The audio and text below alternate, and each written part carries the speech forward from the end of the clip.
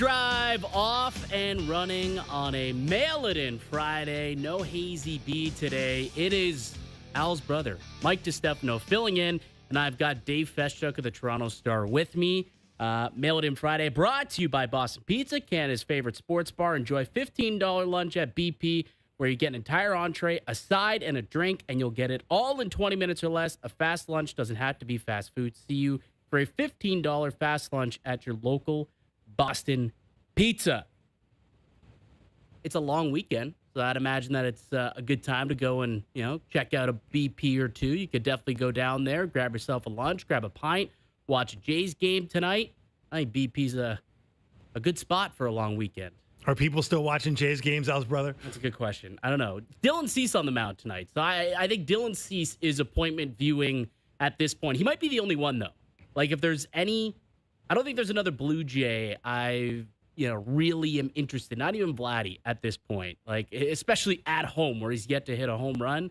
But if I hear Dylan Cease is starting, I'm going to make sure that I flip the TV on, at least passively watch tonight. It almost feels like it is appointment viewing just to tune into every Vladdy at bat, because he's got to hit one eventually, right? I've been saying that all year, it feels. And continually, he doesn't. Is the problem. Now he's going to hit one. Wouldn't it be incredible? Like, at this point, are you at a point where it's almost a better story for him not to hit a home run all season at home? Or do you think him finally hitting a home run would be a bigger story? No, I think obviously it would be emblematic of the way the year went if he went the entire 81 home games without hitting a home run. Yeah. I mean, it would be incredible. It would be like one of the most inexplicable fall-offs in the history of pro sports for a guy that owned the postseason, was literally the best player in the postseason by many measures, who suddenly just forgot how to do something he once knew how to do very well. So that's the better story. It would be emblematic of a real disappointing season. But I also believe, and I've seen this enough with this Blue Jays organization. Yeah. Right? Buckle up. And you know what the thing about that is? They're not so far out of it where, if they go on a run, they could get close enough to kind of sniff the playoffs a little bit. Yeah. But I don't know. This year does seem different. Like in the past, sure, that's been the case. But there's been so many moments this season where I've thought, oh, is that the moment? Is this the turning point in the season? Right? Is that where things are going to turn? Is that May 28th, pinch hit home run by Bo Bichette? Is that moment from this year? I've probably said that 5 or 6 times over the season, and we've yet to see it come through. Like, 1 step forward, 2 steps back all season. I'm getting to a point where I've lost faith that there's going to be that moment this year where they turn it around, though. That's the thing. There haven't been a lot of signs that it's coming, right? No. Like, there really haven't been a lot of tangible signs. But you're right. Like, you look at the Fangraphs playoff probability, and it's like 7%, which is not 1%, right? Like, it's not 0%, because that's the system that they've built here, is that everybody's kind of still in it. They're only 5.5 out of the final wild card. And I know they've got a lot of teams to hop over if they were ever going to get there. And I don't think they're going to get there. But to your point, like, maybe it'll be the trade deadline. Maybe the sell-off at the trade deadline and guys leaving town and sort of management signaling that they've lost all belief in this club. That will take all the pressure off. It'll put whatever pressure there was on. I mean, I'm not sure these guys are actually under pressure right now, because everybody's expecting them to be terrible, because they have been most of the year. At this point, yeah. Yeah, but maybe that'll be the thing, right? Maybe on August 3rd, it'll be like, oh, wait a second. We're a pretty good ball club in here. Vladdy might say to himself, wait a second, I'm a pretty good ball player. And then the balls start flying out of the park. Yeah. And what would probably be a faint hope, almost no hope rally. I do think that it would be a win-win situation for the Blue Jays, because I don't think they're in a situation where, even if they do sell off at the deadline, which it seems very likely. I mean, there's a list of names that are expected to walk out the door, and then you'll be moving forward with, what's left over. And I think that even if they do go on a bit of a run and finish on the outside looking in, I don't think that you would look at that as a negative. Like, when we were watching the Leafs do that, it was awful, because if they finished well enough, they were going to lose their draft pick. So you wanted them to bottom out and get the worst pick possible. That's what you wanted from the Maple Leafs because that is what was best for business and best for the team moving forward. That's not necessarily the case for the Blue Jays. I don't think they really care if they finish, in the bottom 5 and have the 4th overall pick, or if they finish on the outside looking in and have the 14th overall pick. Like, I don't think they care. I think they would prefer what you're saying to happen is they go on a run. You start to see Vladdy get going. You see him, start to hit some bombs and show us a little something once the pressure's off for whatever reason. And you could see guys start to look like themselves, like they look like in 2025, now that the pressure's off. Like, it's very conceivable that could happen. And it would be the worst thing because I think going into 2027, you're expecting this team to be back to being competitive, right? Like in 2027, I'd imagine that the ownership and Ross Atkins and Shapiro, their goal is, again, to get to the World Series.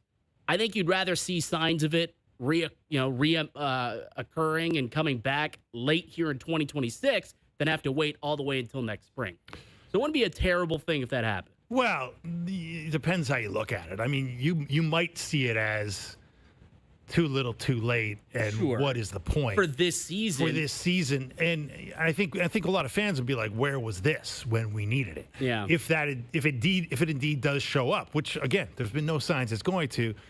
But history tells us it sometimes does when the team is written off. And look, there's still 53 games left in the schedule, right? It's not like that's not nothing. There's a lot of time left. Look, the Guardians were in a further position than the Jays were last year. They dug themselves out of it and got into the postseason. That was a hell of a run, obviously. I even look back to what the Red Sox, the deep hole that they were in a month ago, and they dug themselves out. Now, am I expecting the Jays to go on a 15-game winning streak? Absolutely not. And I don't even expect for them to get into the playoffs at this point. Like you said, 93% chance they don't. I'll take those odds on FanDuel, that's for sure. But I still think you could pull, like there's got to be some positives. Like if we're going to have Steve Phillips on in about 20 minutes or so. Like as a guy who's been in that chair as the general manager, right? And a team that isn't going to the playoffs or you're a middling squad, like what positives are you looking to pull out of your group the rest of the way? Yeah. I would think that the team would be excited if they started to show a little bit more offensively. Maybe you start to get more regular pitching from a guy like Savage, finds the strike zone. Maybe you get a chance to call up a Ricky Tiedemann. And you get to see what he looks like, and maybe he could be a factor in 2027. Like, I think you start to look ahead and think to yourself, all right, 2026 is put to bed already. Like, let's just consider it maybe an early jump start to 2027. Yeah, I think that's probably the likely scenario. And I think you're right. Like, bringing up some younger guys would definitely make it feel like there's something to look forward to, right? Right. And I think, look, I mean, if this deadline plays out the way I think a lot of people are expecting it to, and it's obviously slow getting started here because nothing's really happened. And it's the last day of July. A.J. Minter got traded. I think that's the first half-decent deal that we have so far. Yeah. Last night, from the Mets. So it's safe to assume there's a lot of MLB general managers who are going to be working late on the long weekend here. Oh, it's going to be a busy weekend. Yeah, for sure. It's going to be a busy weekend. And I think the Jays are going to be extremely busy. Like Ross Atkins, I'm sure his phone bill is going to be racked up by the end of the weekend. I think there's a lot of players that are going to be somewhat coveted around the league. Here, let's play a quick game of stay or go. Okay. Quick game of stay or go. Will this player be a Blue Jay on August 4th? Okay, the guys that we're talking about who probably will be in play or could possibly be in play this weekend for the MLB trade deadline. Kevin Gausman. Go. Yeah. I think you got to trade him. I mean, he's obviously an attractive piece. Now you're not exactly selling high because he hasn't had the kind of year you would have hoped, which is part of the reason the Jays are where they are. There's a track record there, though, where I think GMs will covet him and want to bring him into the fold. And the guy pitched into the World Series last year. Like, there's not a lot of pitchers on the market that have World Series credentials. Right, exactly. Right? So I think that there's going to be multiple teams who'd be interested, especially depending on what happens with Skubal. Like, if Scoop, wherever he goes, like, Gausman's probably the next best guy. Like, he's going to be the runner-up. So I think there's going to be a market for him. Shane Bieber, do you expect Shane Bieber to be a Blue Jay on August 4th? I think I think they're going to try and get something for him, but it hasn't gone well, right? Like, when you're walking 6 guys out of the gate. What's the benefit to keeping Bieber at this point, though?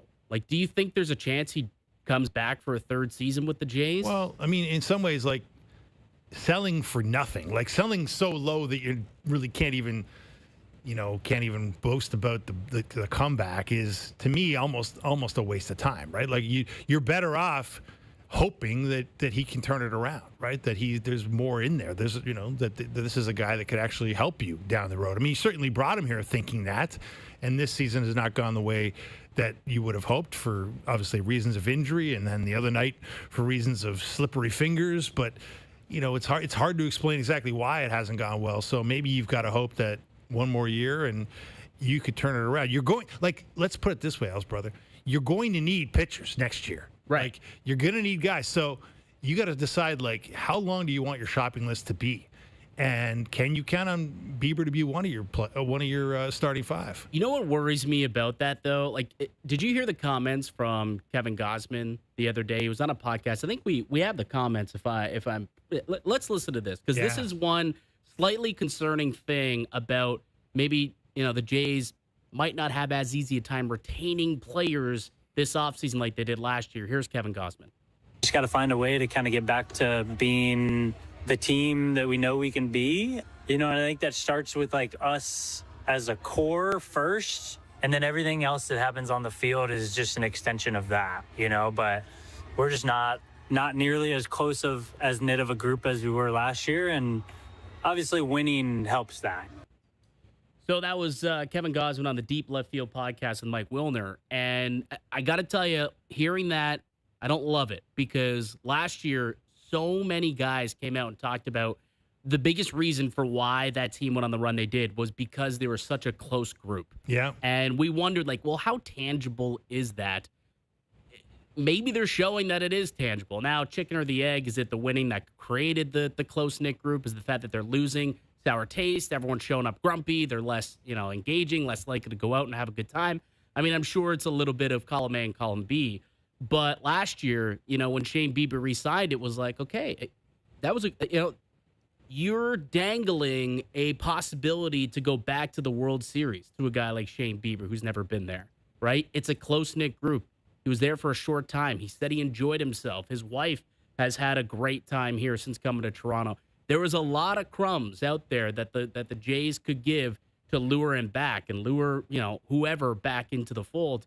I'm not so sure that they'll have that benefit next year for guys like a Scherzer, like a Bieber, a Gosman, George Springer, a Dalton Varsho, who is going to be a free agent at the end of the year. They might have a tougher time dealing with, trying to retain their guys. So getting something for them might make the most sense. I mean, I completely agree. Like, if you could get a lot for Shane Bieber or something tangible to knock another piece off the shopping list you're going to have in the offseason, because let's face it, it's going to be really long for Ross Atkins. You do it. But my point is, I'm not sure you can with Bieber, right? Fair. Okay, you're not selling him at an all-time high here. So, I'm with you. It's concerning that they're not close, but I think it's, look, they didn't go on a winning streak this year. Like, how does a team bond? They bond when they're giving each other, those icy Gatorade showers after big wins, walk-off wins, come from behind wins. Like, last season, that's all they did, it seemed like. Big heroic rally to win another game, and then the Gatorade shower and all the fun that ensues after that, and everybody's high and everybody's loving it, and everybody was chipping in too, right? This year, it's like a lot of disappointing losses and a lot of kind of win one, lose one, and then don't win enough. And I do think, like, all that chemistry stuff, I think it kind of comes down to that in a lot of ways. Yeah, no, I don't think you're wrong. Other guys who I expect to be, like, I think Dalton Varsho's probably as good as gone. I think that there's going to be enough interest in Varsho where a trade will develop there. The interesting one was 2 interesting ones, and it's the bullpen. The way that Jeff Hoffman has performed recently, you could look at it one of 2 ways. A, he's back and he's under contract next year, and you're going to probably try and replace Hoffman if you trade him away. You're going to need another setup man. So is Jeff Hoffman a Blue Jay come August 4th? Well, it's interesting the theory on relievers, right? There are a lot of people that I respect deeply who study this a lot closer than we do, who believe that you should always sell the reliever when the reliever is at its maximum value, right, or close. And so I think the Jays have a couple of the guys that fit that bill, right? Well, Varland obviously is a guy who So Varland's probably the most interesting case study here of whether or not he should or shouldn't be a Blue Jay come August 4th. I'm of the belief you keep him. I don't think they should trade Louis Varland because, again, if their aspirations are to compete in 2027, you're going to try and find another Louis Varland in 2027. Yeah. You got lucky by finding him for, a mid-level prospect last year in a last-minute deadline deal, and he's broke out to be a star closer, arguably one of the best in the league next to Mason Miller. Are you going to get lucky like that again? Probably not. So if your aspirations truly are to be a contending team again in 2027, I don't see how trading him away gets you there. I really don't. So I'm of the belief that is the sole guy that's been in discourse and conversation about whether or not you shouldn't trade him. I'm very vehemently against trading Louis Varland. Well, look, the problem is, Al's brother, I see where you're coming from there. There's a possibility you would just be out there trying to find another Louis Varland if you were a contender again next year. Don't disagree with that. But history kind of tells you there are those guys that tend to be available if you are a team that's in the market for one at the trade deadline. They didn't think Louis Varland would be what he is when they traded for him last year. Is that fair to say? Yes. So I guess the point would be, like, you ran his value up. This is a good time to sell. Like, his value might not ever be higher. Now, that's not to say he couldn't, go on for the next 5 years and be the best reliever in the league for 5 years. I'm not saying that couldn't happen. I'm just saying it's more likely than not that it will not happen. Yeah. Right? And so when you have the good fortune of stumbling upon a guy who maximizes his value, I think there are a lot of people who believe, yeah, it might be hard and it might not make a ton of sense in the here and now, but cash that chip in when you can. Because, again, like, you look at it, they have 2 starting pitchers locked in for next year. Yeah. It's Dylan Cease and Trey Savage. And then it gets pretty murky from there, right? So, like, it's not like they need one thing. It's not like they need a couple of guys. Like, they need a whole starting rotation almost. Yeah. So if you could start, to build that, or certainly get the piece to put you into the position to build that on a Louis Varland trade, maybe, or hey, you need a whole outfield. So, like to me, the starting pitching and the outfield are more important than a star bullpen guy.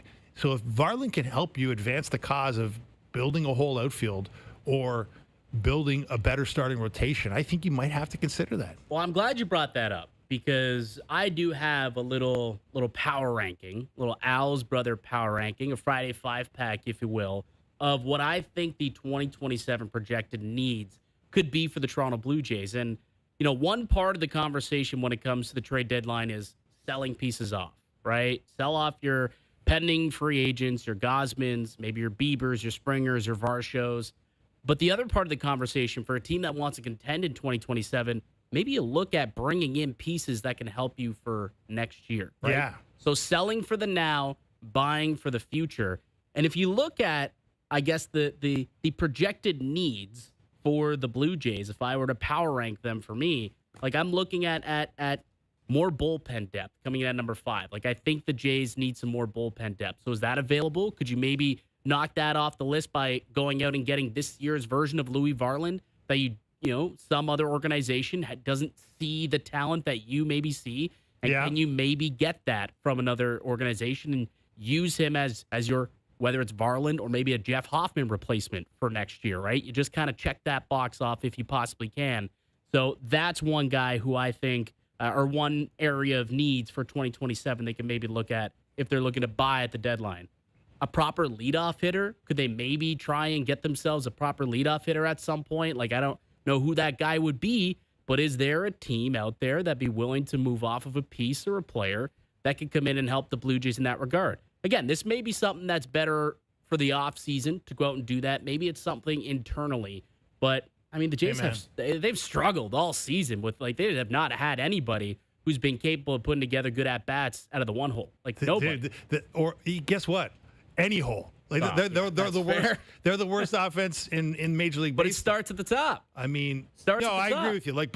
Like forget leadoff hitter. Let's just take a hitter. Yeah. No, it can't be too choosy at this point, House brother. Yeah. Well, 3 I had power bat in the middle of the lineup Okay. too. I love one of those that's Yeah. like I think if you look at where you need next year the Blue Jays, like what they've lacked this season, they've lacked offense from the leadoff position. I mean, to your point, everywhere, but I'll factor in some bounce backs from some other guys, but I think a proper leadoff hitter, especially if George Springer's done, and then a power bat in the middle of the lineup to complement what Vladdy should be and what Okamoto has been. Yes. They still need one more guy, preferably from the right side as well, where they definitely lack power. So that's kind of number 3. And can you address those potentially at this deadline? I think it's possible. I think Steve Phillips is going to join us in about 10 minutes.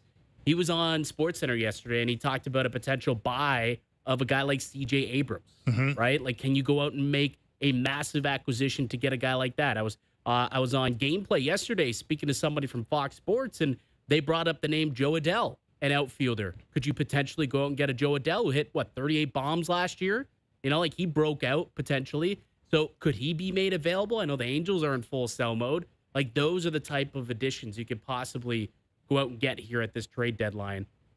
The outfield is number 2, and then obviously starting pitching was number 1. So you hit it right on the head before we even got into it. Those are 2 massive, massive holes. When you look at what the Jays are expected to let either walk or that they're going to trade that free agency, you said it. There's 2 guys penciled into this rotation next year. That's a massive hole that they're going to have to get filled. Maybe they can go out and do that at some point in this trade deadline, whether it's a Reed Detmers or whoever else is out there that you could go and acquire a Soriano of some kind who has control. And obviously, you got to rebuild the outfield as well. Because going into next season, what do you got? You hope Barger bounces back, but you got Nathan Lucas, Barger, and what? That's a great question. It's not a. I mean, there's a lot of guys that are okay. The Davis Schneiders of the world, the Jonathan Clases of the world, right? You got guys, Schneider. It's like, but we tried that this year. None of it worked. But Barger is the one that obviously was a massive hole this year. Yes. You were hoping for a big jump forward season from Barger, and now you're faced with a situation where he's dealing with a very serious potential surgery on his right arm, so throwing arm, and that takes away a guy who could really gun it from right field, and then also the big bat. So, and how long that's going to be, who knows? It's like same as at the starting rotation. You got question marks. Like Cody Ponce might be a guy you can count on next year, but coming off knee surgery, right? So can you expect him to be the guy that you hope he could be right out of the gate? Hard to know, right? Yeah. Which is frustrating, because when you got a lot of hard to knows and question marks, Anthony Santander, remember him? Oh, right, that guy. Yeah, I mean, potentially he could help you. I guess he could factor into the outfield. He once had a good bat. He once was a guy you acquired with the hope that he could bring you power and bring you reliability, and he hasn't provided that. So, maybe next year he will be that guy. I mean, you got to look and think that maybe they're due for some good luck when it comes to somebody showing up that they didn't expect that actually performs for them. Well, that's what they got last year. Yeah. A majority of that lineup came, like Ernie Clement emerged as a guy like that. Addison Barger emerged as a guy like that, right? Like Louis Varland in the bullpen. Nathan Lucas. Yeah. Like, Miles Straw played very well as a complimentary fourth outfielder for them. Trey Savage. Nobody saw that coming. Not a single person expected him to be factored into the World Series roster when he was in A-ball at the beginning of the year. So you're right. Like a lot of it, like obviously I don't anticipate all 5 of these being addressed over the deadline. This is going to take some time, but you can get a head start. Maybe address one of these things over the course of the next 3 days if you're Ross Atkins, and fill some of those future holes. And it would just take, some of the heavy lifting off your shoulders in the offseason. Yeah, exactly. They're in a different position than a typical rebuilding team where, you're just looking to get futures and you don't really care about next season. The Blue Jays do. Like, that's what they want to do. They want to be able to contend and compete and try to get back to the World Series next year. And in order to do that, these are the holes that are going to need to be plugged. And again, it's going to take time. through trades, through free agency, through next year's deadline. But at some point, they got to address these if they're going to be competitive in 2027.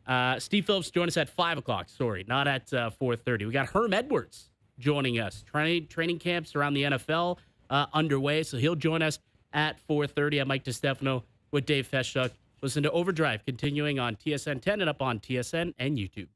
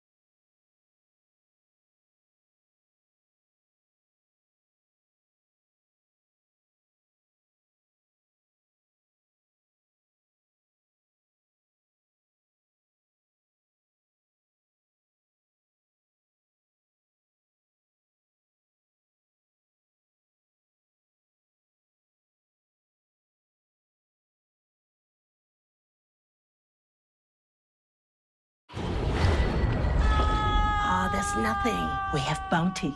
It's 50% more absorbent so you can use less. And one sheet holds up better while ordinary brands fall apart. It's gone. Get more done with one. Bounty, the quicker picker-upper. The Amazing Race Canada. All new Tuesday, August 11th on CTV.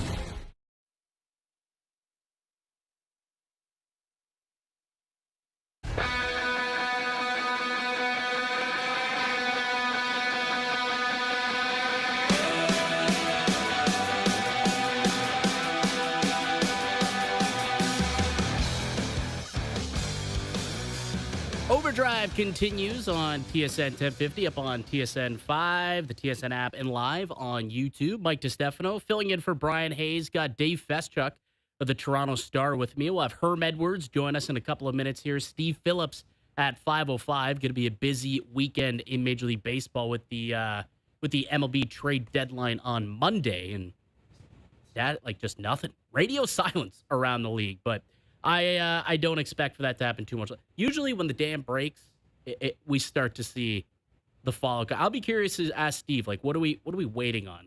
What do you think is what is the big trade that needs to happen that's backlogging? Does it feel like Scooble's the big domino? Yeah. And then from there, I don't know. I mean, I wonder if some of it has to do with the fact that we might not be playing baseball next spring. And there's GMs who aren't 100% sure, exactly how to proceed because of that. That could be part of it. We'll ask him at 5:05 when he joins us. Herm going to join us in a couple of minutes. Before we get him on, though, I want to play the comments from Baker Mayfield, the starting quarterback of the Tampa Bay Buccaneers. Not too happy with where things are at with his contract negotiations. Let's hear from the man himself. I wanted the deal done and set the deadline and told them it was going to be all ball after that. And I did mean that. And I don't know if they thought I was just going to take some of the offers that they gave. But I'm at the point of my career and understanding what I've brought to this franchise. One, I'm very, very thankful for the chance they gave me. Do not get me wrong on that. But I've also I really know what I've brought to this franchise, leadership-wise, and even play-wise. It's been some of the best years of my career, and I think it's only going to trend upwards, just being comfortable and feeling that. So disappointing in that regard to not have, to feel disrespected a little bit. And that's really the disappointing part, to feel undervalued after, thinking you've earned it.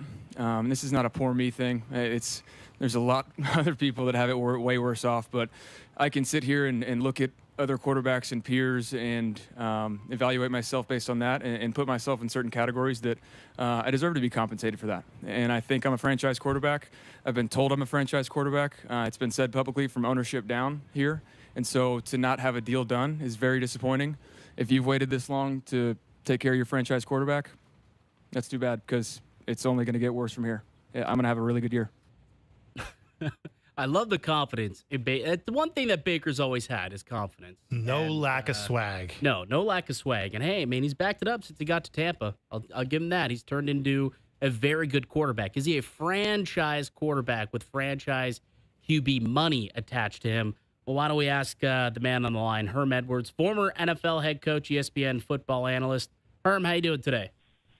I am well. As you guys just mentioned, Baker Mayfield, obviously, a little bit disappointed. I think if you look at this organization, Tampa, was riding pretty high in this division. But all of a sudden last year, that streak ended of winning the title for had won it, 4 years straight. Yeah. And so, regardless of how Baker Mayfield played, it's all on everyone, and head coach, quarterback, players. And I think this organization is looking at the situation going, okay, is Baker Mayfield our guy going forward? Or are we going to just play it out, and then we'll deal with that? If he has a great year, that'd be great. And we'll try to pay him a lot of money. And if he's mad and he goes somewhere else, well, then we'll have to live with that, and we'll get another quarterback. Well, Herm, you think it's harder on the player or on the team being the starting quarterback and not knowing what the future will be? Well, look, one of their better players left. He's in San Francisco, Evans. And David, they lost two good players. So I think this franchise is looking at itself internally and going, okay, are we the team going forward with some of these older players that want a lot of money? Or do we just say, you know what? Hey, maybe we're going to head in a different direction. So that's an organization decision. The head coach never likes it. The head coach never likes losing good players. No doubt about that. Yeah. We know this. When Baker Mayfield is mad, it seems like he plays at a different level. Yeah. So they're going to get him at his best now if they don't get his contract done. Well, Herm, if you're Todd Bowles, speaking to the head coach of the Tampa Bay Buccaneers, I mean, and you hear that Baker Mayfield audio where he calls into question the organization's commitment to him and says he's been told one thing and the organization is doing another in negotiations. I mean, how much do you have to sort of play some damage control there as the head coach, given the fact that your quarterback, and really your only quarterback, because they don't have a depth chart that speaks of a second option, is clearly disconcerted here? Well, yeah, and that's the problem, but and they're looking at the numbers, too, when you think about Tampa Bay Buccaneers. To be quite honest now, if you really want to look at the numbers, this was the 21st ranked offense in the league. They were only scoring 17 points a game. That's not a good number last time I checked. No. When you, 17 points? No. The NFL? No. That's not quite where you want to be, right? So those numbers are glaring, obviously. Baker Mayfield had a pretty good year, 26 touchdowns, 11 interceptions. So they're looking at this team and going, we've gotten kind of old at certain positions. They got rid of a really good football player in Evans, right? I mean, he's like Mr. Buck, and he's in San Francisco now. So I just think this is an organization, and everyone knows it. The head coach knows it. Players know it. Assistant coaches know it. They got to win. They got to win this year. With Herm Edwards, former head coach in the NFL, there's a lot of new head coaches around the league this year. I think there's 10 new head coaches over the offseason, which is insane to think about. Like, what's it like going into your first training camp as a new coach in the league and trying to establish, a culture and try to set the tone? What's that like? Well, first of all, the thing I've learned when you take over from another coach, the coach that left there, he was a good coach. There's a reason he was a head coach.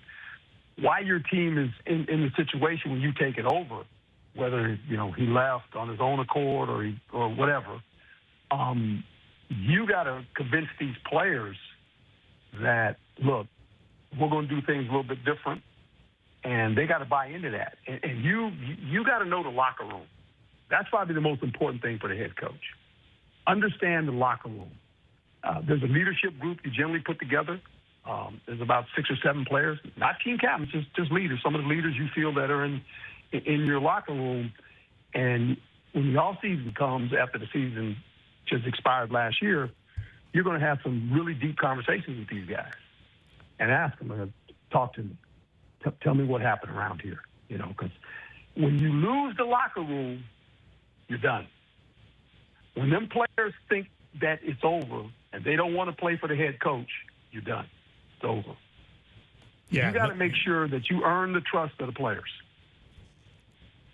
No doubt about it, Coach. One of those new coaches down the road from Toronto here is Joe Brady of the Buffalo Bills, and the Bills have been, tapping their watches, wondering when the year will come when they will fulfill their potential and get to a Super Bowl, maybe even win one for all they've been waiting. And with Josh Allen at the helm, when you look at Joe Brady, Josh Allen, Herm, how do you think that fit works? Well, I hope it works because Josh Allen is my favorite player. He is unbelievable. And I don't look at him as a quarterback. I just look at him as a football player. He's a dude. He just plays football. He's one of the most competitive guys I've ever seen walk on a football field. And you feel like you always got a chance with him.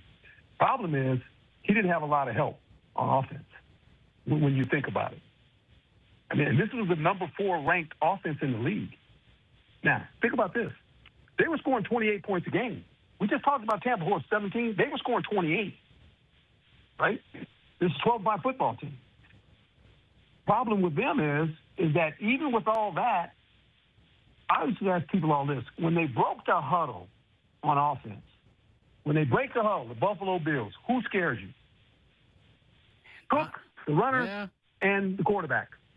No one else on offense scares you, right? Think about it. When they break the huddle, I'm just saying as a defensive guy. I'm not saying they don't have good players, but nobody makes you nervous. Quarterback makes you nervous. Does DJ Moore change that? Does DJ Moore change that for you? I would hope so. Yeah, that's a start. That is a start because this is a good football team. This guy, I'm hoping for his sake, because of what he brings to the table as a football player. I'm talking about Josh Allen, that he gets to the championship game. And then maybe he can win it. And the Buffalo Bills can go where they want to go. Because the way he plays, he's the epitome of a pro football player. Yeah. I mean, he leaves it all out on the field. When you watch him, I don't care what kind of fan you are, if you want to watch a football player, I always tell people, watch Josh Allen play. Just watch him compete. Yeah. Speaking my language, I think that he's, arguably the best quarterback in the NFL. And it seems like that's been a big conversation this offseason. And I know ESPN put out their quarterback ranking, and they had Josh Allen at number one, which almost begs me to wonder, because for years it was like the unquestioned number one quarterback in the league was Patrick Mahomes. Like, do you think it's gotten to a point where people are sleeping on Patrick Mahomes? Like, why do you think that he's kind of fallen to the wayside here a little bit? Because even – I think Mahomes might have been number 4 on that list, if I'm not mistaken, behind Burrow and Lamar. Like, why do you think that is? Well, Andy Reid is smiling right now because he knows they just have lit a fire under Patrick Mahomes. It's amazing when a player gets hurt and all of a sudden he disappears, he doesn't play, and people kind of forget about him. Don't forget about him. He's going to come back, and he's going to play now.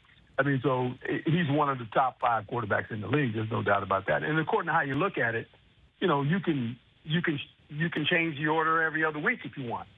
But he's definitely an elite quarterback when he's accomplished, and hopefully his knee as well. I know he's practicing now. He looks okay. So it'll be interesting with this Kansas City Chiefs team because, that division is kind of all of a sudden kind of caught up with them. When you look at the division, Chargers got a pretty good football coach. Yep. They got a new football coach. He's pretty good last time I checked. Denver, too? Denver. All of a sudden that quarterback kind of figured it out. The Raiders, we know the Raiders are the Raiders. I'm hoping the young man, they'll allow him to play. I get it. They worry about Mendoza. He's a rookie. We don't want to throw him in the fire. Why? Why not? What are you afraid of? What are you going to wait till game 4 and say, okay, now you can go play? Why? Let him play. He's your best quarterback. He's the number 1 pick. Yeah. Why are you going to put the guy on the bench? For what? You're not winning the division. I don't care who. It doesn't matter if he doesn't play. Whoever the quarterback, you're not winning the division. Put the guy out there. You drafted him number 1 for a reason, to play quarterback. Not to learn how to play quarterback. You know how you learn how to play quarterback? You got to go play. It's the craziest thing I've ever heard of. Wait a minute, they're going to put the guy on the bench? Why? I don't expect that to happen, though. Like, it seems like we're in a modern day in the NFL where it seems impossible to let that happen. Like, I don't know if ownership will allow that to be the end game. Come game 1, I think that they'll just give the reins to Mendoza, don't you? I would hope because, people are saying, well, he's going. I said, let me ask you guys a question. I said, you remember that guy, Peyton Manning? Yeah, I remember. Remember his rookie year? He threw 26 interceptions. Yeah. 26 of them. That's okay. He's going to the Hall of Fame. You got to learn. The only way you learn, you got to go play. Hey, Herm, the Rams right now are the favorites to win the Super Bowl this year. A little bit of disrespect there at the defending champs from Seattle, I assume. If and when Aaron Donald announces his comeback, and there's a lot of speculation that he indeed will do that, I mean, how scary is that for the rest of the league that the team that's already the favorite could get a guy who, by many accounts, would still be a physical specimen to deal with on a nightly basis?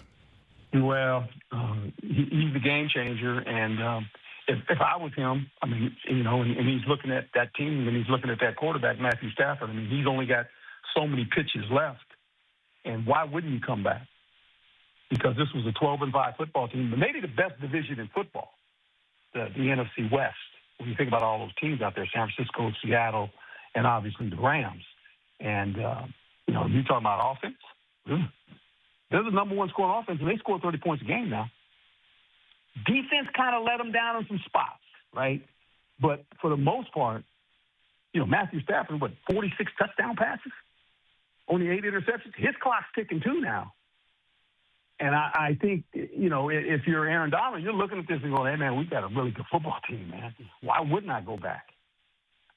Aaron Donald's Matthew Stafford's probably calling Aaron Donald every other day. Come on, man. Come on back. Let's get this done. Yeah, win another one. Let's go ahead and win another one. You could ride out, the two of them ride out in style in L.A. That would be a nice little story. Yeah, it will be a nice little story. Herm, appreciate the time as always. We'll do it again soon. My pleasure, man. Thank you. All right. Herm Edwards, ESPN analyst and former NFL head coach, coaching in the Jets. KC, yeah. Tampa too. So he knows that Tampa market a little bit. To quickly go back to the Baker thing that we were talking about with him coming in, like, he made a good point where he said Baker playing with a chip on his shoulder is a scary thing. If you're Tampa, like, you might regret not paying the guy a year from now because that number might escalate to something that is far greater than what he's asking for today. If he does go out and have a similar season that he did, not last year, but the year before. People forget. 4,500 yards, 41 touchdowns, just 16 picks, and a 71% completion rating. That is elite stuff, franchise quarterback stuff. If he puts up numbers like that, they win the division again, that number is only going up. So possible, although as Herm points out, like, it won't be the same without Mike Evans around. Like, talk about a number one target you could always rely on. But I think, like, Emeka Egbuka, kid they took in the first round last year, like, they moved on from Evans because they think he can be the next guy, right? Like, Mike Evans at this point in his career, he's 10, 12 years into the NFL. 32 years old, yeah. There's not a lot of 32-year-old wide receivers who are still productive. But right? he's not like a lot of That's receivers. Fair. This guy's a pretty special player. That's fair. I mean, and I think Herb might be onto something there, though. Like, it's like Evans is 32, Baker's 31. Like, maybe there's a feeling around turning Tampa, over a little new leaf type of thing. Maybe we got to move on. Like, it's not going the way we want it to. We haven't broken through. Maybe we got to go younger. Then why wouldn't you trade Baker then instead of letting him walk to free agency? I'm sure there's plenty of teams out there that would have been willing to get into the Baker sweepstakes if that was the case. Yeah. It's a really good quarterback class upcoming. Like, if that's your plan to move on, like, start now. Why not? They're not letting him walk, I don't think. Probably not. And I think they're going to regret it. I think it's a little bit lighting a fire. And it might cost them. It might cost them. But if it costs you extra money, but he has an incredible year because he's ticked. Yeah. Is it worth the money? Steve Phillips is going to join us at 5:05. The return of the filter at 5:30. That's going to be fun. Love it. Yeah, that's going to be fun. OverDrive continues on TSN 5, the TSN app, TSN 1050, and on YouTube Live.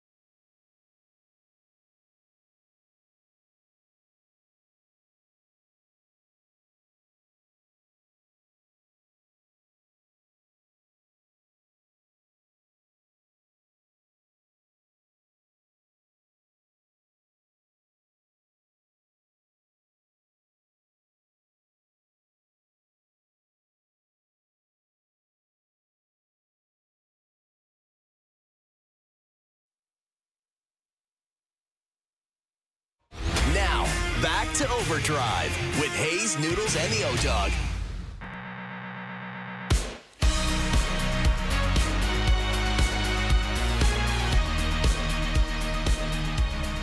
TSN 1050 wants you to be our Indy insider at the Ontario Honda Dealers Indy at Markham. Experience all the action from the comfort of a trackside suite, pit passes, and access to the Aviva IndyCar paddock to get up close to the teams, cars, and drivers. Today's Overdrive keyword is steer. You have 10 minutes and 50 seconds to text the word steer and your name to 105050. First up, we'll be calling our Indy insider next Tuesday. Details at tsn1050.ca. When is the Indy Classic? Going to be weird without the Indy downtown for the first time in I don't know how long. They're doing it in Markham. Oh, I guess that makes sense. You just read that. I did read that, but that's why did they change it? Markham wanted it, apparently. Right. And I think there's a lot of people that live downtown in Toronto that are pretty tired of it. Well, I mean, I lived down there for a couple of years. It was loud, and maybe because the World Cup maybe factored in where it's like, we already got the World Cup. We don't want to have this downtown as well. Yeah. We'll see what it looks like in Markham. Seems like there's an interesting little wrinkle to the Kawhi Leonard thing, where now I guess the league is essentially, reports are the league is, quote, done and trying to figure out what type of punishment Ballmer would accept. Yeah. And that's where we sit at this point. And I don't really understand why the league has to make that make Ballmer happy. I mean, he broke the rules. I don't really understand that. You got to send a message. Well, if you're Adam Silver, the bottom line, Al's brother, is the strength of the evidence will be the league's leverage, right? And bottom line is, like, Steve Ballmer is the richest guy in North American pro sports. He's got really good lawyers. If they don't have something that's really hard against him, did he break the rules? In what way? How can they show it? If they don't have that, then there's going to be a fight, right? And this is about, there's been an investigation. Now it's a negotiation. All right. Well, we'll see what happens there. To start hour number 2, Steve Phillips will join us here on Overdrive.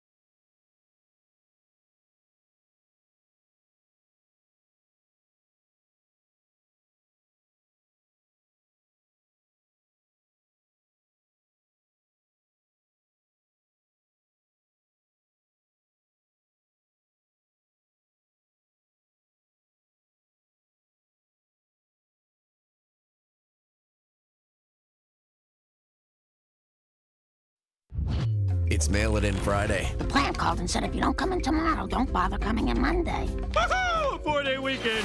This is OverDrive with Hayes, Noodles, and the O-Dog on TSN 1050.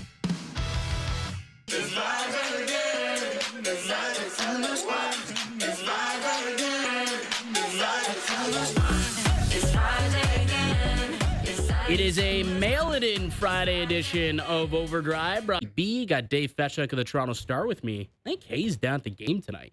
Just saw on Instagram, he posted a photo of the statue down at me. So I think Hazy B made the correct call. Friday of a long weekend, you cut off work and you go watch the Jays game. Pretty solid move from the veteran. The weather's perfect. Great night to be at the ballpark. Even if the team stinks, it's a great night to be at the ballpark. Yeah, I think so. Couple roster moves though from the Jays to announce. Looks like Braden Fisher is rejoining the team. Adam Macko is optioned to AAA along with Yohendrick Pinango because Jesus Sanchez has been activated off the injured list. Expected to be in the lineup tonight, I'd imagine. Timing of this move doesn't seem to be all that random. A little showcase for Jesus Sanchez ahead of the deadline. What do you think? Yeah, I mean, it's possible. And I know he's been on a lot of lists of potential trade targets. He was playing really well at one point this season. Like, I remember the memes out there that he had a better OPS and a higher wins above replacement than Kyle Tucker. Yeah. Through the first, 3 months of the season. And, the injury came and he hasn't, really played a whole lot. Getting him one final series to show teams that he's healthy and capable of being an outfield bat for you potentially. Yeah, I think that it makes a lot of sense to try and get him in there and see what he can do. I'm with you. Yeah. I mean, hey, everything must go, man. If it can get you something back that you could use in the long term, to your point from earlier in the show, if it can make you better next year and maybe for a few years to come, you want something with control. Obviously, the Shapiro-Atkins front office is all about team control, baby. So bring back pieces with team control as much as you can between now and Monday at 6 p.m. And then suddenly maybe things look a little brighter in the future, if not in the immediate now. I think Kevin Gausman is scheduled to start tomorrow. Probably going to be his final start as a Toronto Blue Jay after 5 quality seasons. I mean, this guy has been more than advertised, I think, since coming to Toronto. He's been a blessing for the Blue Jays, an outstanding addition when they signed him. He's been an ace for the squad, likely going to be his final start tomorrow. And, just makes you think, could tomorrow have any bearing on his market when it comes to Kevin Gausman at all? I'll tell you what, if it goes like Shane Bieber's most recent start, it could in a negative way. I think, anytime you do something that makes people go, hang on a second, what's going on there? Like walk 6 guys in 2/3 of an inning a la Bieber. But I don't think that's going to happen for Gausman. I mean, but I'm saying, you can obviously hurt yourself as a trade piece. So here's an interesting, actually, funny you bring that up. I was driving in today and I was listening to, to Dan Patrick on the way in, and they were talking about how Casey Mize got scratched from his start today with the Tigers. Right. Casey Mize might be involved in a deadline deal, so they want to protect their asset. Any thought, you think, into protecting your asset if, we were talking about a guy like Kevin Gausman? Because you mentioned an injury. He could go out and throw 6 walks in 2/3 of an inning. I don't know if that ever is something that will pop in your mind. I guess the difference here is, Gausman probably earns that final start if he wants it at the Dome. Yeah, I think on the road maybe, but at home probably earns the opportunity to go out there and pitch.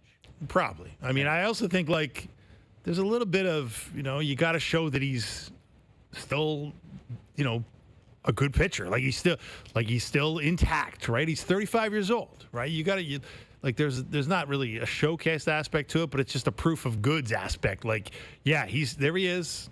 He can still, hit the zone. He can still get it up into the velocities that you expect if you trade for him. I mean, teams are monitoring this stuff, right? Guys fall off and, things happen. So you don't want, I mean, ideally, you'd want him to pitch really well tomorrow and then send him on his way for really good value before Monday at 6 o'clock. Yeah, sounds like Vladdy also feeling better and going to be back in the lineup for the Jays tonight as well. So you got Cease on Look the mound. out. Yeah, Vladdy back in Tonight's the lineup. tonight. Tonight's the night. Well, here's a question. I saw someone put this out on Twitter. Like, they're only 5.5 games back. If they sweep the Cardinals this weekend, does that change anything for you come Monday afternoon? Probably not Monday afternoon. I think if you're Ross Atkins, you got to be looking ahead. You can't be gambling on faint hope. If you're 3 games out of the playoffs on Monday, that'd be tough to throw in the towel. Yeah, wouldn't be that tough. You don't think? Because you get the worst offense in baseball. Like it's like right now you do, and I don't know if you start exploding for, crazy amounts of runs in the next 3 games. Maybe you start to say, and Vladdy hits, God forbid he hits a home run at Rogers Center, or maybe 2. Imagine that. I mean, that would be crazy, wouldn't it? Yeah. Maybe you say, hey, we've turned a corner, but I can't see it. I mean, first of all, they're not sweeping anybody. They haven't swept anybody in how long? I know. And they just haven't gotten on those runs, and they've had plenty of opportunities. So, but I know what you're saying. Like like the beauty of this system, or maybe the not so great thing about this system, if you're a GM that can't figure out to sell or buy, is that almost nobody's completely out of it. Well, I just find it funny because if there were no expectations on the Blue Jays, right? Like, think about, I don't know, what was a waste year? Like, I don't know, 2009 was kind of like a no man's land for the Jays, right? Like the early 2010s before that big Marlins They had deal. plenty of them. Kind of a wasteland type of season. If they were only 4 games out of a wild card spot at that moment, they would have been all in and like buying, like, oh, we're buying, we're close. Like we want to make the playoffs. And there would have been, I think, an aggressiveness to add and be buyers at the deadline. Yeah. But because there was such sky high expectations this season, it feels like being 4.5, 5.5 games out. It's just like, why bother? Yeah. Well, it's not just the 5.5 though, right? It's the 5 teams between you and that final wildcard spot. It's actually 6 because if you count the team that's in the final wildcard spot, which is the Cleveland Guardians, who happen to have the second worst offense in Major League Baseball. So you got to leapfrog all those teams, and it's not easy to do that, as you know, because you got to go on one of those Red Sox-esque, franchise record threatening win streaks, and where have been the signs that that's coming? They haven't been there, but there's a chance. There's always a chance. Joining us now on the Maple Toyota hotline, Steve Phillips, our TSN MLB insider. How's it going, Steve? I'm doing great, guys. Good to be with you. Good to be with you as well. We were just chatting about how the Blue Jays, they're 5.5 games out of a playoff spot. And in other years, when teams are 5.5 games out, they still might be considered buyers or contenders, being, somewhat relatively close. It doesn't seem like the Jays are happy about where they're at. No, I think that it's one thing you're 5.5 out and you're 5 games over 500. It's another when you're 10 games, 9 games under, right? I think that's the difference. Is they're not playing baseball like a playoff contending team. It just doesn't feel like it's there. The energy's not there. Kevin Gausman actually, that they don't feel as close as they did a year ago. Now, part of that is that, when you're not winning or when guys are really struggling, it's hard. You get so introspective that you don't connect with each other because you're lost in your own head. And it feels like that's kind of where many of the Jays are right now. So, to me, they're sellers. I don't think there's any question about that. And we're going to start to see, some of those, the Gosmans and Biebers and Varshows and guys like that start to get moved. So when you look at those, I mean, we were just talking about the when you're a GM, Steve, and you've got a guy you very well probably will trade in Kevin Gausman. Is there any sort of motivation to say, hey, Kevin, maybe you don't start tonight. Maybe we sit you down. Maybe we just protect our assets, and you can go about your merry way. When we trade you before Monday at 6 o'clock. Like, how much do you think that it would be factoring into Ross Atkins' decision-making process in the lead up to tonight? I think it should.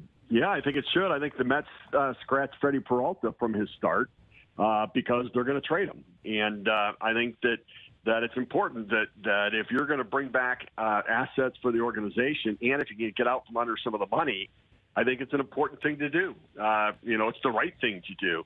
So, I would scratch guys and just tell them that, look, we're not going to take a chance with doing anything just to protect it. If nothing happens in the trade market, then we'll throw it right back into the rotation. But as it stands right now, we've got to make sure we're protecting this moving forward. So I would definitely be taking those sorts of precautions. Well, what about the sentimental aspect of it? The Gosman's been here 5 years. He's been a cherished member of the team, a really good citizen, expressed his love for the community and all the rest of it. And, he wants that last start, or at least he's talked about how there's certainly been a sentimental aspect to it. Does that factor in at all, Steve? No. I mean, you know what I'll do is, I'll give him a bigger hug and hold him a little bit longer, and then pat him on the back a little bit harder, and give him that opportunity. If a trade happens, it's the handshake and hugs in the dugout, right? That it happens during the game, and then you can flash on the scoreboard. Kevin Gosman's been traded, and let him come out, tip his cap to the crowd, but I don't. I'm not going to give him the start out of sentimental value because it's not. I get it. Emotionally, I would want to be able to do that, but it's not the right thing. If you let him pitch and he gets hurt, and you can't make the trade, and you don't get out for the money, and you don't add the prospects to the organization, it would be baseball malpractice. Steve, there seems to be an ongoing debate that's been happening for a couple of weeks now when it comes to Louis Varland, who just continues to increase his trade value. Like, what's that debate like in the front office, do you think, right now between Ross Atkins and Mark Shapiro and, the rest of the front office personnel when they're discussing the possibility of moving on from Louis Varland? Like, what type of package would it take for you to say, okay, yes, let's do it? Or, Steve, is this a player that's just too good that you think could be part of your team long-term that you wouldn't even entertain an offer on? Yeah, I would never say anybody's untouchable, but what I would tell teams is that you could try to knock my socks off and throw offers at me. I'm not really looking to negotiate on it, so you can try to wow me to get me to trade him, but we do think we're going to be able to compete next year. We think he's part of that answer for us for next year. Doesn't mean that that there's not a way I'd move him, but I don't know what the price is. I'll only know it when I hear it. So knock yourself out and let people come at me with it, and they might, they might. And I would say no, until I'd say like, oh, maybe. But I would really let them, keep coming at me with it because, there's when it comes to closers, if not Mason Miller to be moved this year. Luke Weaver's a guy that has saved some games that I think the Mets are listening on a little bit. But Varland's a whole nother, level, between Luke Weaver and Mason Miller that, I think it would take a really significant package to do something. Steve, I read your great piece on tsn.ca, which I would highly recommend to everybody, how the Blue Jays should approach the trade deadline is the headline. And, you do a great job at analyzing. You even offer some predictions of where you think various Blue Jays will end up. You got Gosman going to the Cubs, Bieber to the Rangers, Springer to the White Sox. But I wanted to ask you, like, in a lot of the trades that you're sort of predicting, and it's not easy to do, obviously. It's not hard to see the forest through the trees at this time of year, I understand. But you're talking about the Jays getting second-tier prospect, third-tier prospect, one or two of each for various players. How much do you think the Blue Jays would also be trying to, at this point, acquire actual major league players with club control so they could sort of advance the cause of next year? So I think that when you're trading away the guys that they have, I don't think they're of the impact that you're going to get major league players in return. I don't. I just don't think that these deals are going to bring those guys back. I would rather bring back more impactful, lower-level players in these deals, but I would be shopping for major league players if the Angels are trading Reed Detmers or Jose Soriano. I'd be interested in one of those guys for the rotation for next year. And the one I would actually think really be interesting to consider is if the Mets want to trade Francisco Lindor, and you need offense. He's got a no trade clause. But Ross Atkins, Mark Shapiro were in Cleveland when Lindor was there. There's a lot of talk. The Mets are wanting to maybe separate Soto and Lindor, and not that they don't seem to be getting along together. And I don't think Lindor is the problem in that. He's got 5 years left on his deal. But if I could include Andres Jimenez in that trade, who, oh, by the way, I don't know if you know, is going to start making $23 million a year next year for the next 3 years. That in Lindor's making $34 million, I would consider something, some prospects with Jimenez to get Lindor, and you get an offensive shortstop who I think the fans would love in Toronto. He's a special guy and a community guy, and he's got a smile that lights up a stadium. That's the sort of thing. Now, that may be more of an off-season trade, but something that's the sort of thing of looking ahead to next year, because the Jays have a lot of money coming off the books.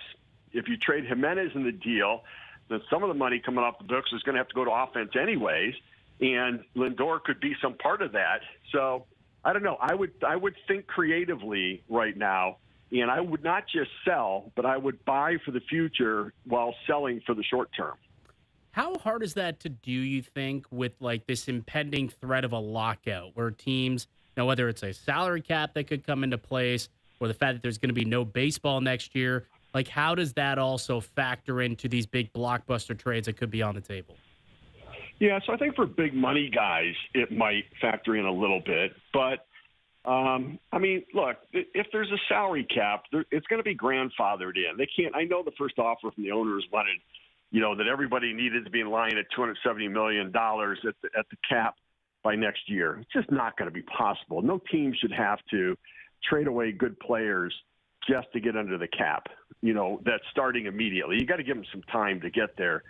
So, and with the Jays, a lot of money coming off the books, I'd be okay. You need to add offense if you're going to compete next year. You can't go back with the same group. And so I would be open to adding some. And, you're not going to get nuts with it.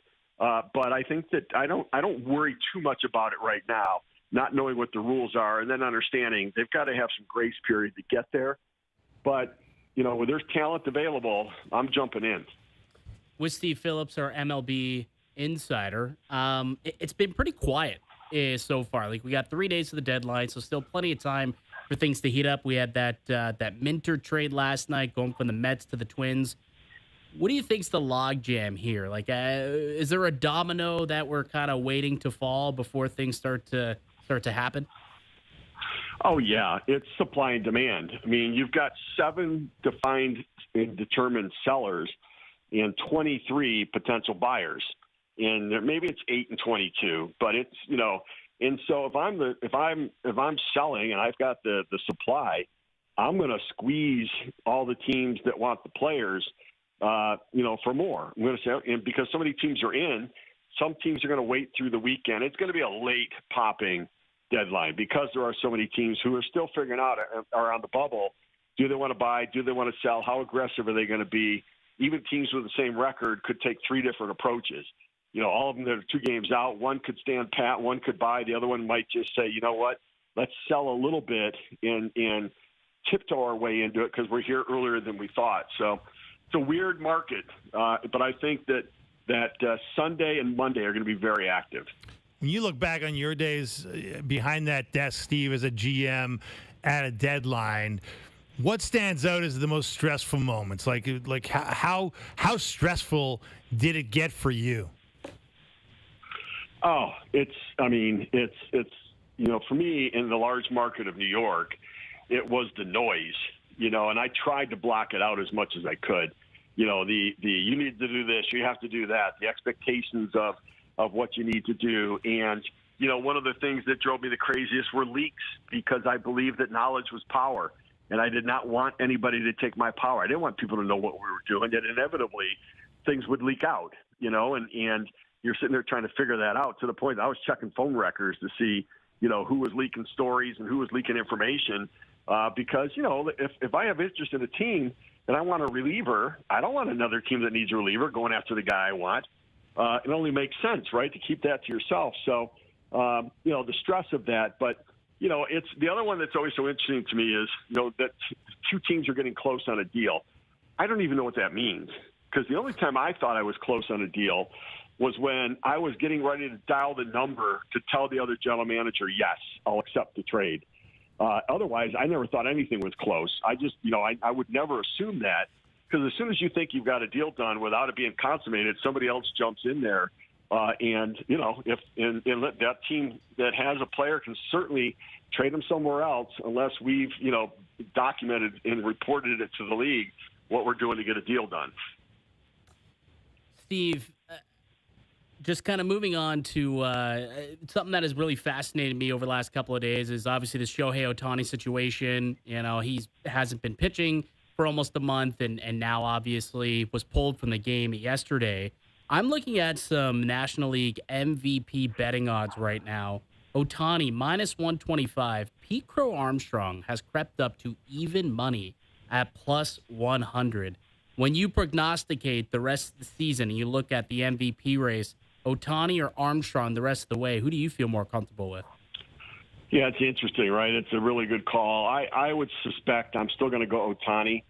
One of the things about PCA is the second half of the season last year, it all fell apart on him. And, for a young guy, when that's what happened, what's going to be a self-fulfilling prophecy? How much has that left a mark on him? How much, when he takes an offer, does that creep into his head that, oh boy, could this be things starting to unravel on me? For Ohtani, I don't think that stuff even enters his mind. And he still has pitched quite a bit. I think he will pitch again. And so, yeah, I would still lean toward Ohtani right now, but PCA, when you look at the wins above replacement, what he does defensively and how much that garnishes his numbers and ramps up his numbers, I think it's one that I understand why he's in the mix there.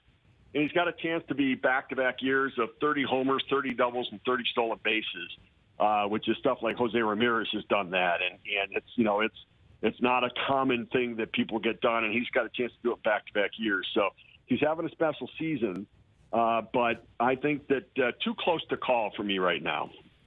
So, Steve, in your TSN.ca piece, you got a little bit of an off-the-board pick, because I know the Dodgers, as they always are, the favorites to land Tyree Skubal and get the big prize like they always seem to do. And yet you believe, according to your piece currently up at TSN.ca, that it will be the Brewers that land Skubal before the deadline. What makes you believe that? Well, Milwaukee's going to go for it, and they have a farm system that could allow them to get that done. I mean, they've got the top prospect in baseball in Jesus Made. Now, there's been I talked about what it might take to get a deal done, and people in Milwaukee are like attacking me because they're like, you're nuts. We're not giving it. Like, here's the thing: do you want to be a team that sustains success and has these nice little players that break into the big leagues, or do you want to win a World Series? And I think they're at that place right now where they were back in 2008 when they traded for Sabathia, and he went on that great run for them. And, this is the year where you've got Mizorowski at his youngest and freshest, most powerful arm, that if you team Skubal up with him, you've got a chance to potentially take the Dodgers down. And if the Dodgers don't get him, then you're that much better, because the Dodgers starting pitching when it comes to playoff baseball, I think they've got Blake Snell and Glasnow on the injured list coming back. They are so both unpredictable. And there's a part of me that looks at Roki Sasaki and thinks that he could melt in a big playoff moment. And I know he pitched in the bullpen last year in closed games. I don't believe in his confidence. And so I look at them and think Eric Lauer might be one of their starters in the playoffs. So this is the time for the Brewers to go for it. Yep. I mean, listen, he pitched great for them. But you've got Yamamoto. If Ohtani's knee isn't allowed him to pitch, then you've got Sasaki and Lauer, Robleski, who's another soft tossing left-hander, and then Emmett Sheehan, who might be the guy that gets traded in a deal if they get Skubal. So for me, this is the time if the Brewers are ever going to go for it. This is the time to do it. Steve, really appreciate it. As always, I'm sure it's going to be a busy weekend for you with the deadline coming up pretty quick. Appreciate the time as always. Okay, you got it, guys. My pleasure. All right, Steve Phillips, TSN MLB insider. And Steve Phillips joining us on the Maple Toyota hotline. It's down to Toyota. Check out the Toyota Tacoma and Toyota Tundra pickup trucks, both available as hybrids. Maple Toyota, near Canada's Wonderland in the Maple Auto Mall. You know, the Ohtani thing is fascinating, and I wonder how much that will kind of fuel the Dodgers. The fact that he hasn't pitched since, July 3rd, I think. It's been almost a month. Yeah. And, you know, he just got scratched from the start with an injury as well. I think his knee kind of bugging him as a fielder. There's an opportunity here where if you go and you aggressively pursue Tariq Skubal, not to say you don't need Ohtani. Everyone could use an Ohtani. You think? But you don't feel pressured if you're the Dodgers to have to use him if you bring in a top dog Cy Young guy like Tariq Skubal. You would think, no? Oh, without a doubt. I mean, it's the rich get richer. It'd be a little sickening, wouldn't it be, if the World Series favorites get the guy that everybody wants? Yeah, but that's exactly what happened last summer when they landed Kyle Tucker. Of course. And how'd that work out for him? Well, that's I guess people who don't want to see the Dodgers rule the world could hope that the same thing kind of happens, where it doesn't really turn out the way they hope. In the case of Tucker, he'll have 3 home runs in the World Series. I'm not worried about Tucker. Yeah, no, it's a fair point. Yeah. But I mean, like, they do have an embarrassment of riches on so many fronts. But to Steve's point, like, it is, at a certain point, your starting pitching does get a little dicey, for sure. If you can't count on Ohtani, Snell and Glasnow are currently on the IL. They're glass houses. They can be. I mean, they can also be elite. Let's not forget. No, 100%. Yeah. Don't get me wrong. Like, when they're at their best, like, there is no rotation better in baseball. But there's also a lot of injury history with that rotation. So bringing in a guy like Tariq Skubal, he doesn't have a long injury history. Maybe someone who could be a little more reliable down the stretch. Yeah, that's why I think Steve's a little bit off the board there with the Brewers getting them. I mean, maybe they will. It would be great to see. Well, I think the Brewers want to bring him in. I think that, in a way, too, it's almost you're stealing from the Dodgers. You're making it a little more likely that you can compete with them by bringing in Tariq Skubal. Yeah. Right? You bring him in, you pair him up with Jacob Mizorowski, and now you got a 1-2 punch. That'd be something. Let's see what happens in a 7-game series between those two. That would be very, very interesting if they could do that, because there's always this feeling that, hey, man, and maybe, hey, our guy Alex Anthopoulos might get in on Skubal as well, right? Yeah. Who knows? Well, FanDuel does have a market on Tariq Skubal.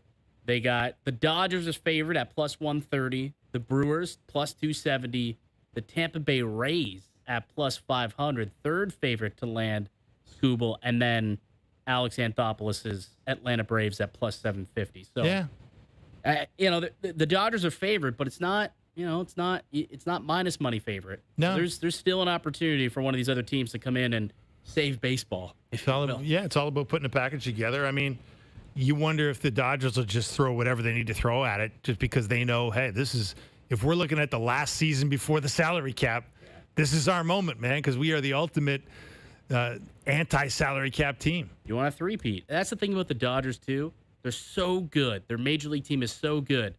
They've got a plethora of great prospects as well. It's sickening. It is sickening. It truly is.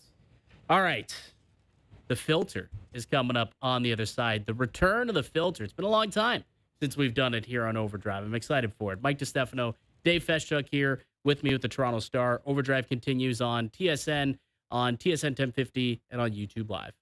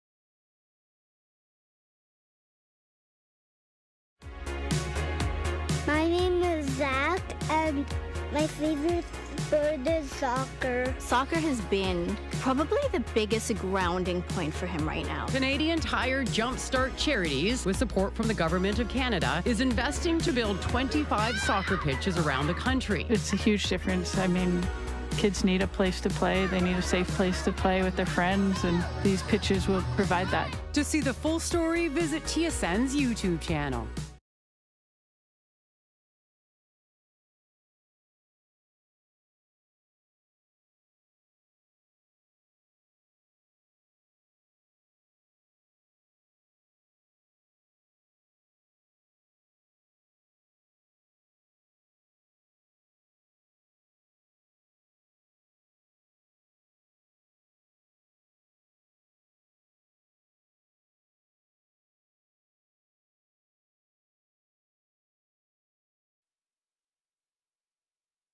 Now, back to Overdrive with Hayes, Noodles, and the O-Dog. No filter? You have no filter. That's quite obvious. That's true. That's a good Just thing. say whatever comes into your mind. Yeah. You don't really modulate your inner feelings at all. I'll tell you. It's a good thing for me, but it's a bad thing for water. All right, so return to the filter here on Overdrive. You've played it before, I believe. Love playing it. All right, so for those who are new to the program or unfamiliar with the filter, basically we got some takes that need to go through the filter before they get sent out. So it's a bit of a Twitter filter. Do you send it? Do you save it in the drafts? Do you delete the tweet? Or is it just such a bad take that you should not only delete the tweet, but delete your account? Yes. You should no longer be allowed to put opinions out on Twitter or X, whatever you want to refer to it as.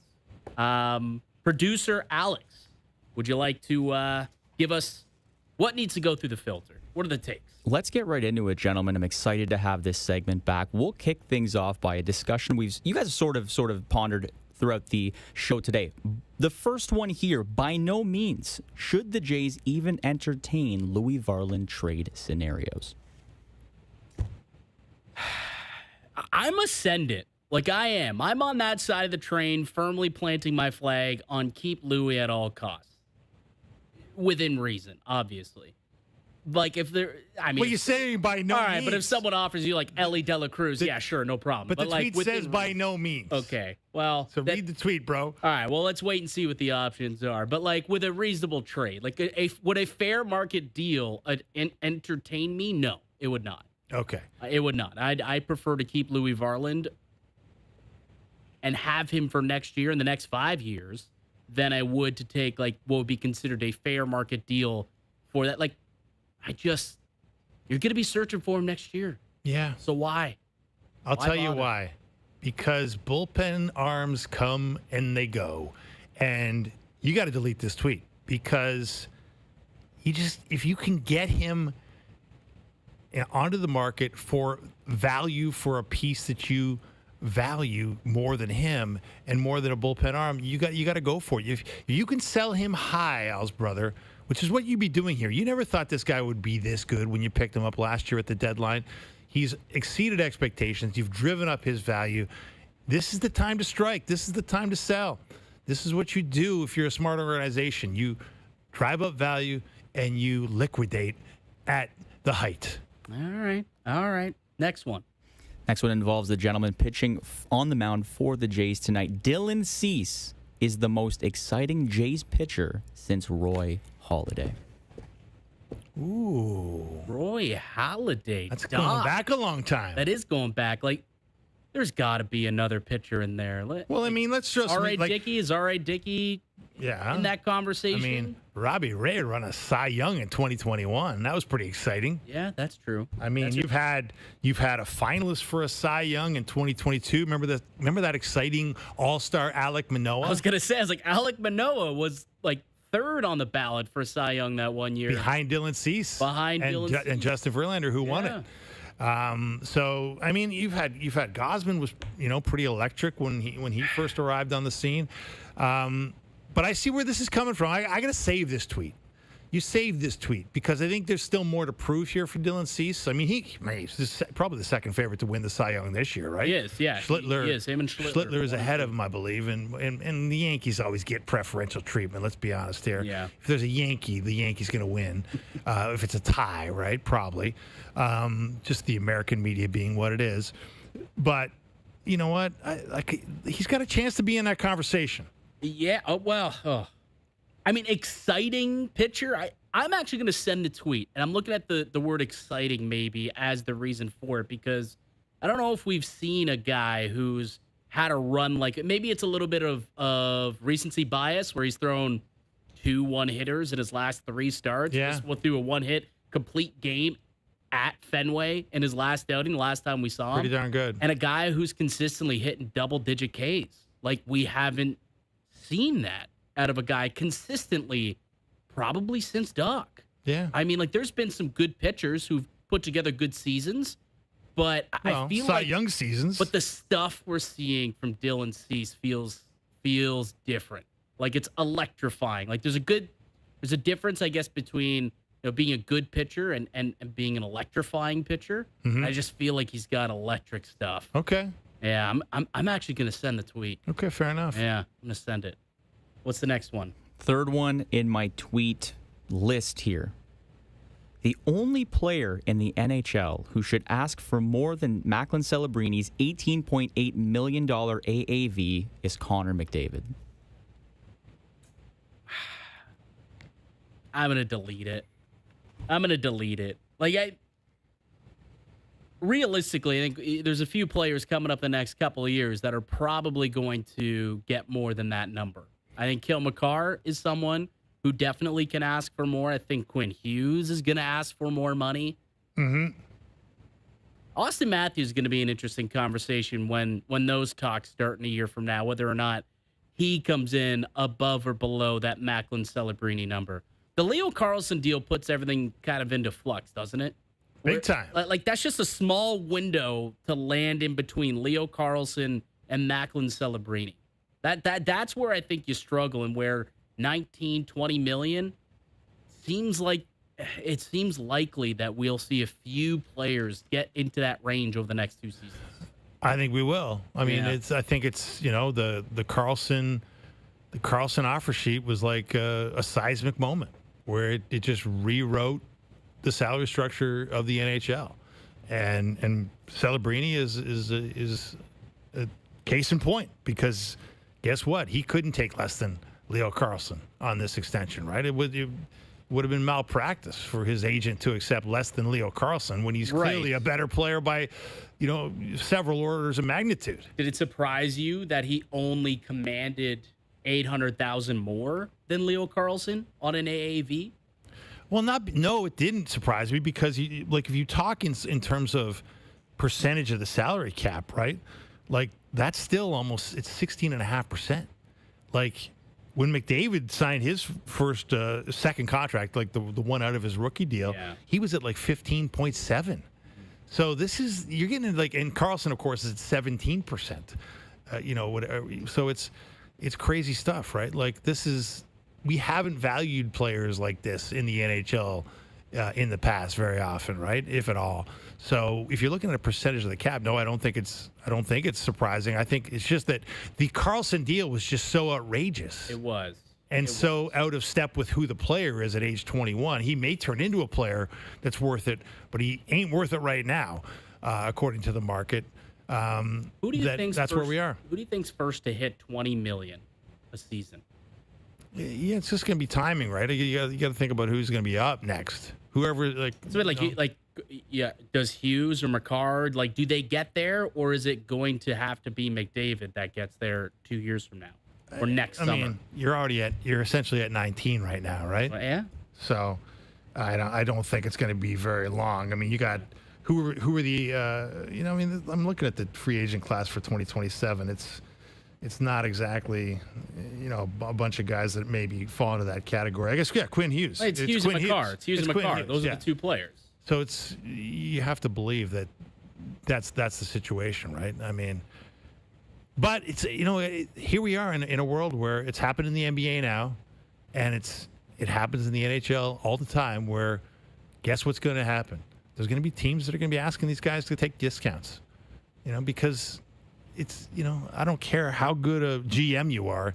If you've got one guy commanding 17% of your salary cap, it's going to be a lot harder. Yeah. It's going to be a lot harder to build the team around him that becomes a winning team. Especially Minnesota, who's already got Kaprizov taken up. Was it 17 and a half? Like, that'd be tough for Quinn Hughes to get there. Makar seems like a guy who might be willing to take a discount. Like McKinnon's done that a couple times. We'll see.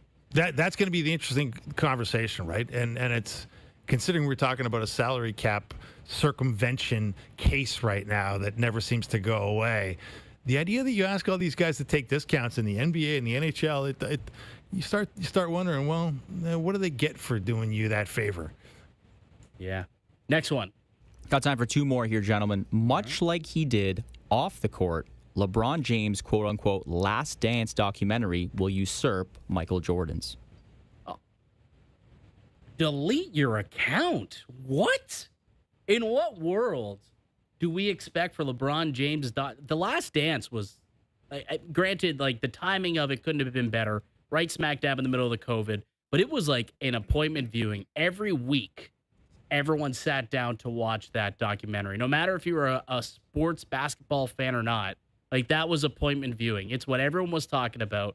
Again, granted, middle of COVID, not a whole lot going on, but like that was a monumental piece of like art.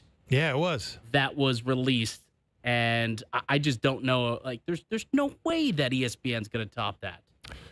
No, I mean, you have to delete the account, Alex. I mean, it's sorry to say, but I mean, first of all, like, I take issue with documentary. These are not documentaries, okay? These are athlete-approved as puff told pieces. by Michael, as told by LeBron. These are access-granted video journals, Who okay? would you like to hear from that you didn't hear from then?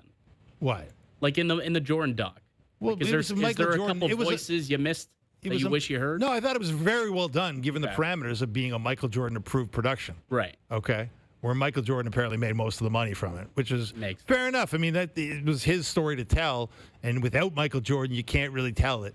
And so he sat down for a very good dollar, I'm sure, because that's how Michael operates, and rightly so, and told it. But obviously, it was told from his perspective, right? I think Scottie Pippen probably takes some issue with some of the ways that he was portrayed, and there's always two sides to every story, and it's hard to get to them all in one production.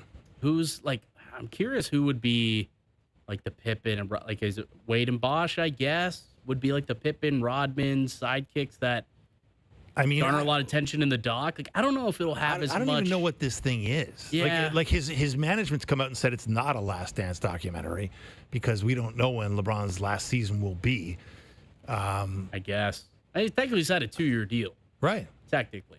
I mean, who knows? So he was still pretty damn good last year. Yeah. He's still. I don't like to undersell LeBron, but I mean, I will undersell the idea that this is going to be some groundbreaking piece of sports content. I'm sure it'll be something that might be worth watching. But here's the other thing about the difference between the Jordan Last Dance and whatever this thing is. Right. Like, Michael Jordan didn't live his life in the social media era. So when you unearth footage that no one's ever seen before, very few people have seen before, and you lay that footage onto the screen, it has gravity. It has a we've never seen this before quality to it.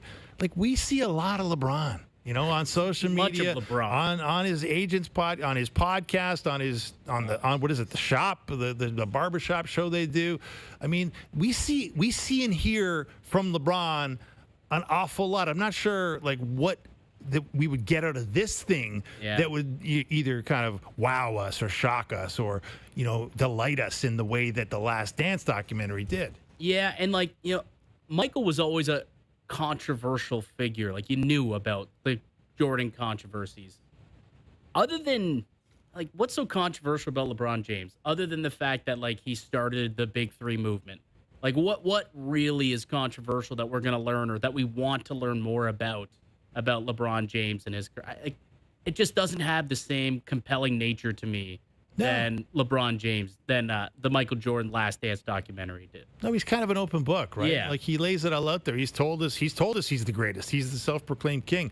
There's nothing really. He never holds anything back. Really, Yeah. it feels like. No. I'm sure there's some things that we don't see that would be worth seeing about a very rich pro athlete's life, but we're not going to see that in this production. Nah, probably not. Probably not. All right, good stuff. I think we had a couple of decent takes there, and that last one, not the best. Well, Louis Domingue, not the best on that one. Delete your account, Alex. Not the best. Yeah, not the best. FanDuel Best Bets coming up next.